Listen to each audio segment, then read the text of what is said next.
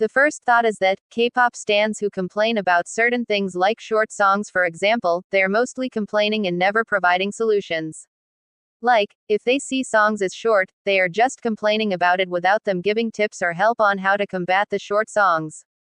It shows even more that they say it for views and engagement, because anytime something new comes around that they don't like, they're never like, songs may be short, but here's what we can do, but rather they're like, songs are short point period blank.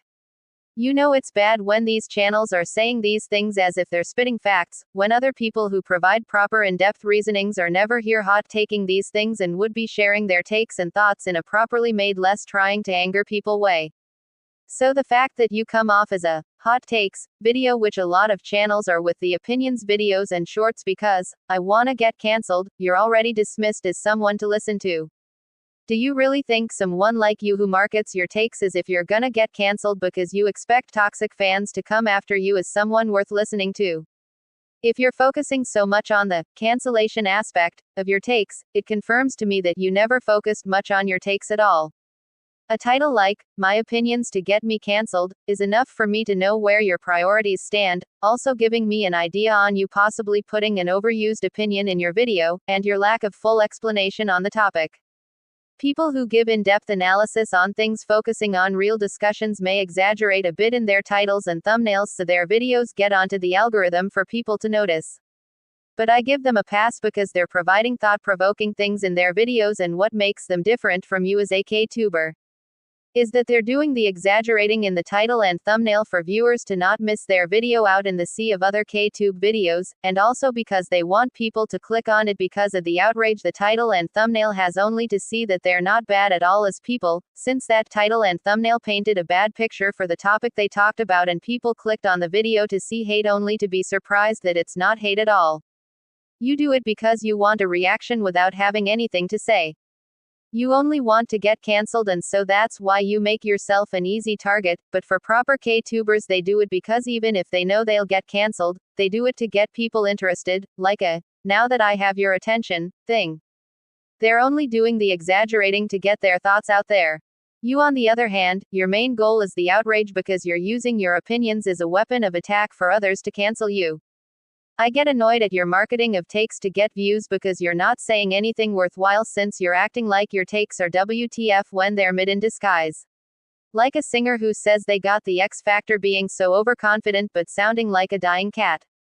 It's only when you're overconfident but your voice actually shines through your confidence is what matters. The next thought is that people talk about hurting members of groups when you boycott them for specific valid reasons, but is it really hurting the members to not stream them if they're super popular and have loads of other fans giving them streams too? Plus, how is not listening to someone due to boycotting any different than not listening to someone because that group is not your style, taste, or vibe even when you've checked out multiple songs? How is my streaming not being given to them hurt the group anyways? Also, even if you come after me particularly as a music listener, it's not like my streams help the group anyways, because I'm listening to so many different artists on the daily from my 2 large playlists, and I let it play on skip. Even if I wanna stream a certain artist to get my streams up for them, it's not like I'm streaming them a lot for their streams to get affected, maybe Nugu and less popular artists, but not popular ones. My most streamed artist, top number 1 on Spotify, is a not-so-popular American band that has passed 500 plus plays, according to the Discord bot, which I guess counts Last FM plays, which is the highest I've ever streamed for an artist, and so no streams from me really benefit the group if there are fans of the group who overstream like crazy. The dedicated fans keep the group's careers afloat, and my stream not given is barely something tiny that hits you that you don't even feel because it was so slight. Some might come at me talking about, okay, you're one person. But what about others who also have the same mindset? And to that I say, let them have it.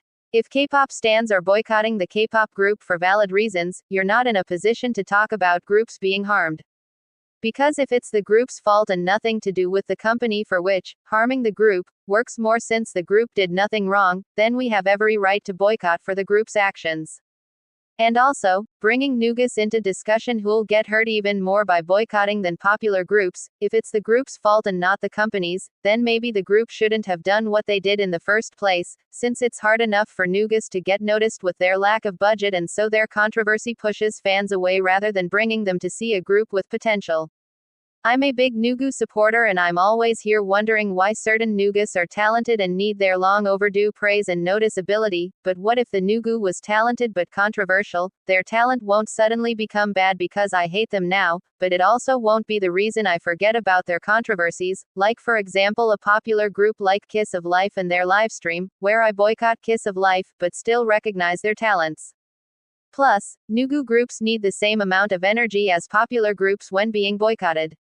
Because if someone mainly only boycotts popular groups and may be lenient to Nugus because of the lack of fans and profit being made by Nugus, then it'll seem like people might be attacking popular groups for no reason. And so for me, I'd appreciate equal energy for all, popular, mid-tier and Nugu artists, because I boycott groups when they're controversial, or even if they're in controversy which could be up for debate, I boycott them at that time also, since until I get the facts right, I wouldn't wanna support. But, regardless of what the status or popularity is of a group, we shouldn't let emotions get in the way of our boycotting, because if we're thinking about how boycotting hurts the members when it's the group's own fault, how are we gonna make the group take accountability because we're making it as so we're giving their actions a pass simply because we want them to continue succeeding? But controversial artists should not succeed at all. The next thought is that people call English songs by K-pop artist K-pop even though it's not in Korean because the artist is under a K-pop company, or maybe the artist is K-pop or the artist is of Korean ethnicity. It could be one of these factors, but if the artist was a non-Korean, like for example a Japanese person, who was once in a K-pop group but that group disbanded and the Japanese member went solo. If the Japanese releases an English song, would you call it K-pop, J-pop or just pop music in English? If the Japanese member made a Japanese song instead, would it still be K-pop or would you be like, no, it's J-pop? I'm very confused on what you'd consider these songs. People throw around K-pop as a word so easily that I cannot understand them, because if y'all can call an English song by a K-pop group K-pop, then can Korean songs by K-pop artists be considered Western pop? Because maybe that K-pop artist in particular worked with a Western label for their Western promotions. I've seen y'all say that an English song is K-pop because the artist is K-pop or because their company is K-pop, so why not apply the same to their Korean releases being okay to be given the Western pop label considering the artist also worked with a Western label to debut in the West, giving the K-pop artist a Western label alongside their K-pop label. So, if to you guys being under a K-pop company is enough to make the song K-pop, despite not being in Korean, thus making the artist K-pop, then an artist partnering with a Western label is enough to make the Korean song a Western pop song, since the artist becomes Western pop simply by being affiliated with a Western label for their Western promotions. Let's start being consistent in the things we say, because even though it makes no sense, the consistency is there to keep our words one set stance. If K-pop can be any type of song in your eyes, then what truly remains K-pop if it can be found outside Korea as well? If you're here saying that an English song is K-pop, then I can go to English-speaking countries like the US, UK, Australia, etc., for example, and find K-pop amongst their artists. It's funny how y'all have no set definition of K-pop and it changes whenever you feel like it, because I'm sure y'all would be the first to defend K-pop if it ended up stop being K-pop, as in the K slowly disappearing, or K-pop becoming something that it's not and never was. At that point, what in the K-pop are y'all defending? Are y'all gonna suddenly defend the language of what K-pop is, contradicting what y'all consider K-pop? I wanna know what arguments you're gonna bring to the table, and if those arguments end up going against what you believed K-pop was in the first place, making you a hypocrite, but who cares anyways, since you were always a hypocrite because your K-pop definition changes like the seasons. Plus, if y'all are gonna defend K-pop in this instance and defend the K, then why? You guys so easily say an English song is K-pop, also doing that to the K-pop artist's Japanese releases because the artist is K-pop. Y'all are removing the K in these instances, so if y'all end up defending the K in the event that it actually slowly gets removed, then it would be pointless.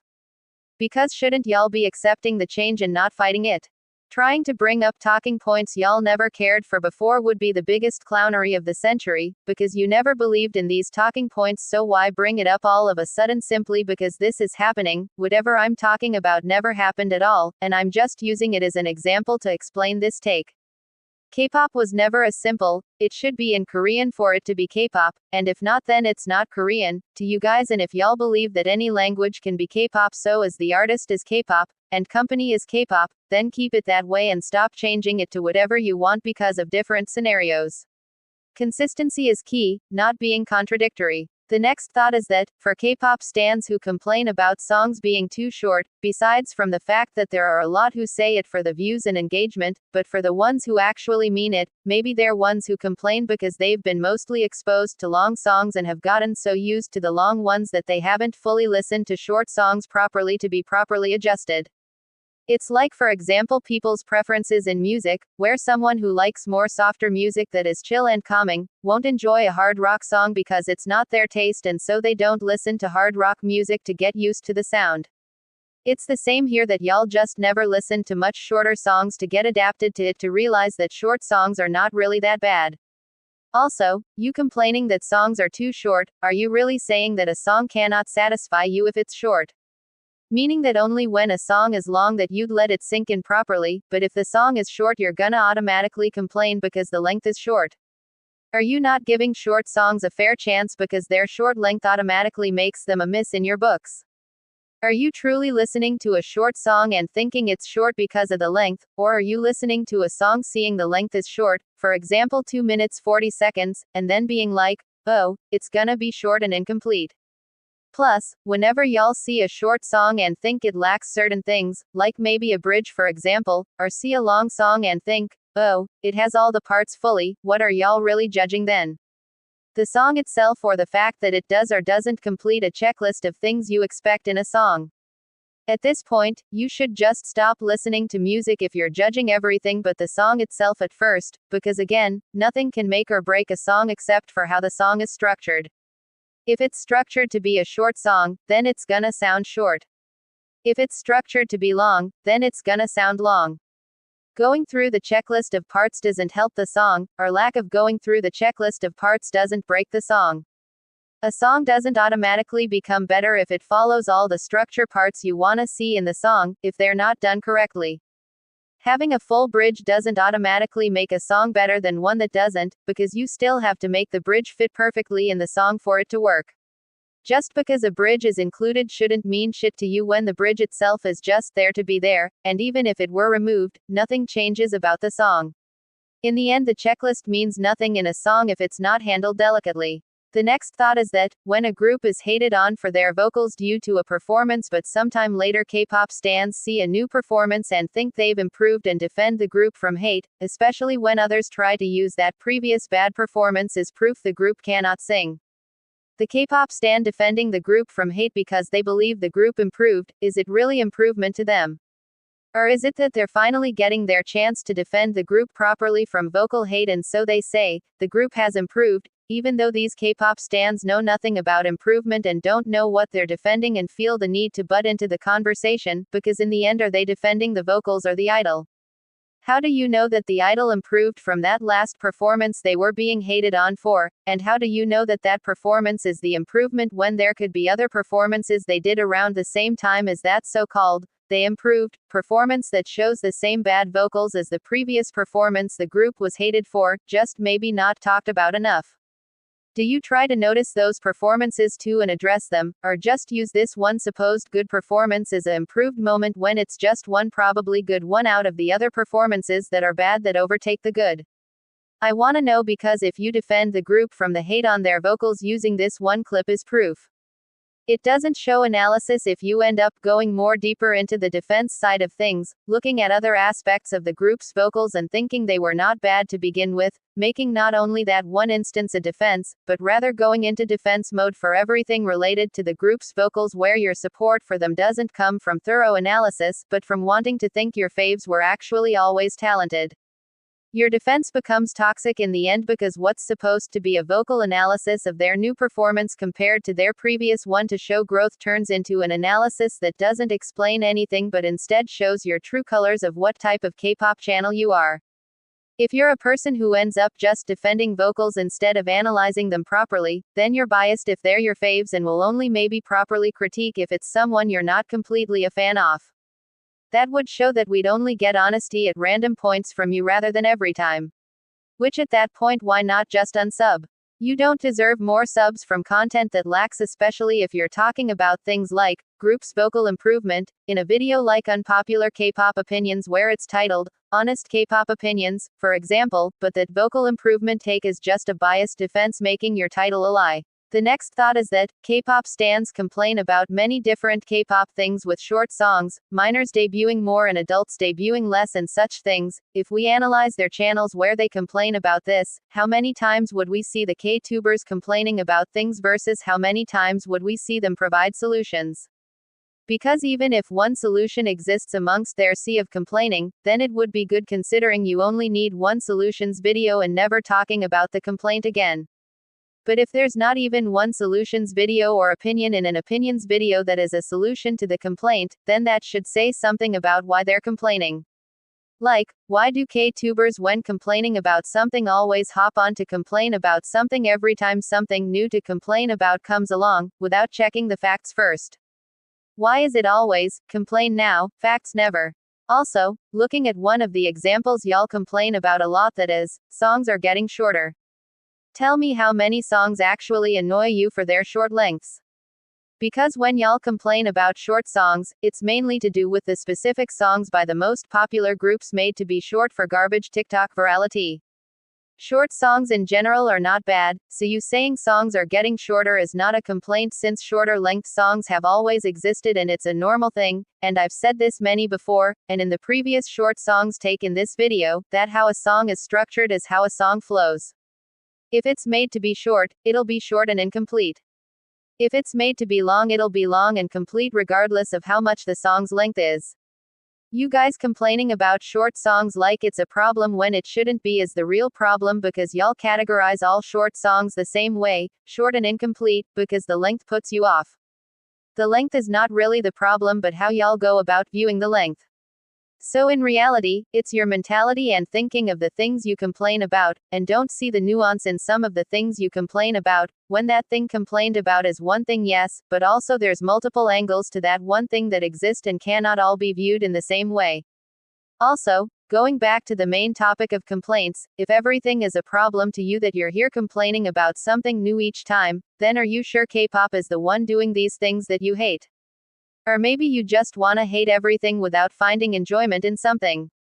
There's always something new complained about, which shows that maybe you need to look at yourself, because besides the fact that most of you complain for the views and engagement, if you genuinely care about these things that they annoy you, then so many complaints should be the final straw for you to leave K-pop completely. So many complaints but doing nothing about it must be hurting you as a K-pop stan, yet you stay here listening. Find another music where these issues won't affect you even if that music is not that popular. Constantly complaining will do nothing if it actually affects you. Again, because I know I've said this before, but K-pop is not doing this to you, you're doing it to yourself by not finding the answer, or leaving the problem altogether. You're still here doing nothing, and that shows what you prioritize, complaints over solutions, which in the end makes you a clout chaser if you end up just complaining for agreement. The next thought is that, I've talked about how K-pop stans who listen to Nugu groups are fake in a previous thoughts video and also in a separate unscripted rant video, and it's true that they are, but I wanted to talk about something else. By the way, this take is not for the real Nugu stans out there who actually care about Nugu groups, but to the fake ones out there, y'all only care about Nugus if they come from a good budgeted label, even if those groups are more likely mid-tier and have passed Nugudom.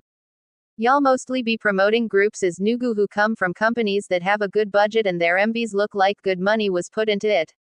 Y'all claim to be Nugu stans but promote the same list of groups as Nugu without fact-checking if they are or not. The thing about these so-called Nugu K-pop stans is that if they really cared about Nugu groups, they'd wanna go look at Nugu groups even deeper than the ones that they promote. Like, they promote mostly groups like Purple Kiss, Cherry Bullet, Pixie, Nature, etc. as Nugu, even when they don't know if they are Nugu or not. I know that Purple Kiss aren't Nugu, but don't seem to wanna dig even more deeper than these groups they promote a lot to find even more bottom of the iceberg Nugus going lower and lower. They keep themselves on the top level and only insert into Nugus if they have a budget behind them and won't truly support someone who needs it, if their budget lacks. They only want to Nugu support if it's not cheap, which is true, because tell me how many groups promoted in Ktuber Nugu playlist videos are good budgeted in general looking at those groups' MVs. Also, how often have they made comebacks quite easily with B-sides, made albums to sell which you can actually buy, promoted on live shows more than once? Mostly all of them in these videos. I also know that there are some actual Nugus who have done this as well, but overall a real Nugu group releases one song that may have a B-side or two, might promote more than once on music shows and do such things, but after that song happens, it'll be months or even a year before they release a new song again, because making music and the two with music videos and promoting, it costs money. Some groups don't even release music videos for songs, with some groups debuting without music videos, and release a music video on their second release. There are groups you can name who've never promoted once on music shows, maybe it's costly, but they have promoted elsewhere at universities and such. And, this is why I call these types of Nugu stans fake, because y'all name someone like Purple Kiss as Nugu every single damn time, but do you really think they need more attention than they were already getting, before they disbanded? Are they really ones who were struggling with a small fandom and not really making a profit? No, because Purple Kiss's sales are quite good if you bothered to even look, but sadly you don't. These K-pop stans only care about Nugus if they have a budget enough to come onto their K-pop stan radar to wanna give them a shot. Literally 99.9% of Nugu K-pop stans only Nugu approve up to a certain point, which are artists not super popular yet but talked about a lot, which again, how is that making them Nugu if many K-pop stans make Nugu videos and these groups claim to be Nugu come first to mind, then actual Nugus? The real Nugus are the ones that you ask K-pop stans who listen to Nugus about, and they don't know them. The ones that K-pop stans won't really promote in their Nugu videos, because these groups don't come first to mind and are not on the fake messily made Nugu list. These K-pop stans claiming to be Nugu stans make Nugu videos, and their research is mostly just other sources who also promote the same types of groups. It's sad that 99.9% of Nugu videos are the same and not one of them question whether these groups fit the label of Nugu at all. The 0.1% of K-pop stans who also are Nugu stans are the rare people who care about real Nugus and are the ones that you guys should support instead, people like Nugudum and Moonlight Sulji for example.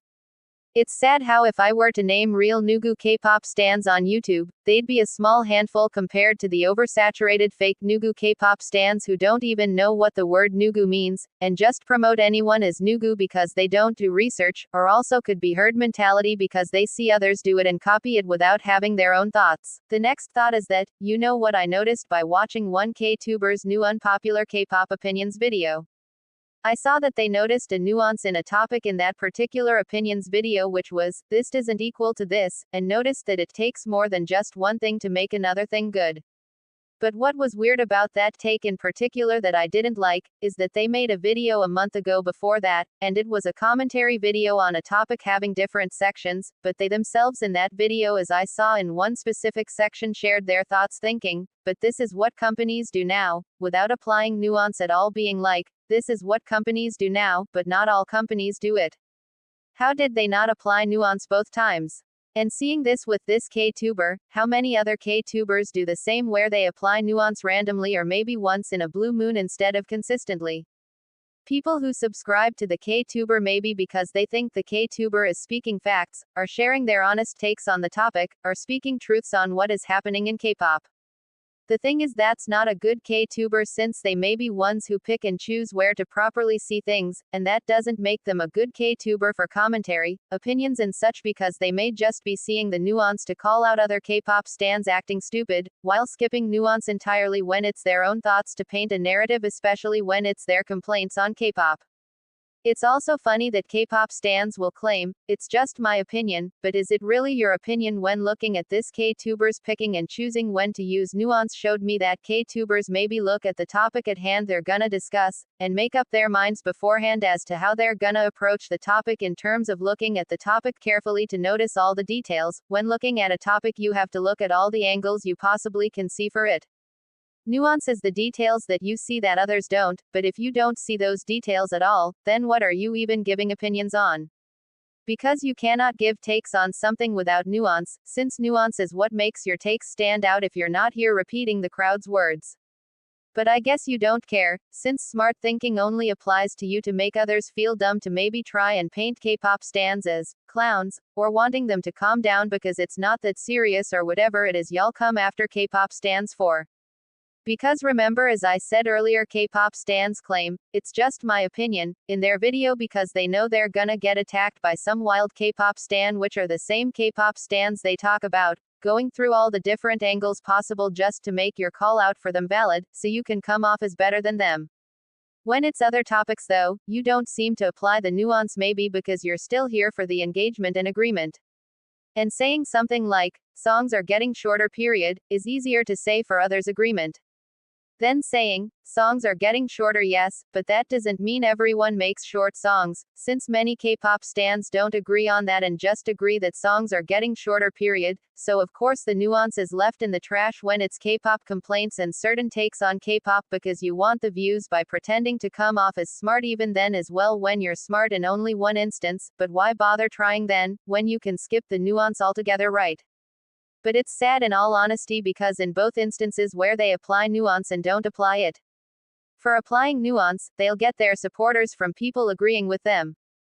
If the take is about calling out K-pop stans and the K-tuber uses nuance in the take, and on the other side avoiding it entirely, they'll get their supporters from people agreeing with them. If the take is just complaining about K-pop things, saying, this is like this period and nothing else, and nobody really calls out the K-tuber and holds them accountable, because I don't think there are K-pop stans who notice these things or really care to, which needs to be noticed, because then we're letting K-tubers do these things, and more K-tubers will parrot this behavior, and this is why opinions are in the gutter, because people are mostly just focused on rage baiting for views, and I don't see much talk calling this out. We need to start coming after K-tubers and start talking about the state of opinions videos instead of following in their footsteps. Opinions videos have been bad, but have gotten worse because nobody cares. And this is why K-tubers can get away with spinning their own narratives and apply nuance whenever they want to, because nobody will hold them against it. I wish there were more people to do so, because we need to also show the K-tuber that what they say isn't entirely the case, because even if it's just their opinion, they're still in the end making opinions videos where one side has nuance and the other doesn't, but in both instances it doesn't affect the agreement and engagement they get, and it's true. Looking at the nuance applied to takes where it could be calling out K-pop stans, the K-pop stans called out are the immature K-pop stans who'd come to send the K-tuber hate and attack, right? The K-tuber applies the nuance there, because angering K-pop stans gives the angry K-pop stan a reason to come and attack the K-tuber, which helps the video alongside the others who comment in agreement to those takes. Then on the other side, ignoring nuance entirely where it could be takes complaining about K-pop, them just saying, these things are happening in K-pop period, with the K-tuber ignoring the side of K-pop who go against what the narrative the K-tuber pushes. There'll be K-pop stans coming in the comments to agree, which in turn helps the video. In the end, the nuance looks to be applied in places, and in other places left out completely, because views. It's always views, no matter how you look at it. The next thought is that, I've talked about forced hate before in my previous K-pop takes upload, and so I wanted to say something more. People claim forced hate for a group, and I've literally seen it for so many groups.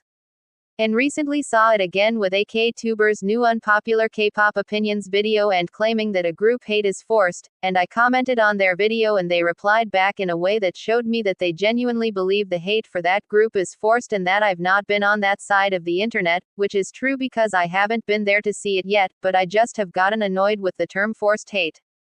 Yes, I do agree that forced hate can exist and that defending groups from unnecessary hate is valid, but why is it that y'all see that some of the hate could be valid, but still come to the conclusion of forced hate, meaning that for you, the forced hate overtakes in a large percentage compared to the valid critique, genuine dislike? But as I've said, I've seen it for so many groups and it's starting to annoy me how every group y'all can name is forcefully hated. I saw it once being said by Stacy and one time for Itzy as well, so this is a term that I feel like is thrown around too much as a defense.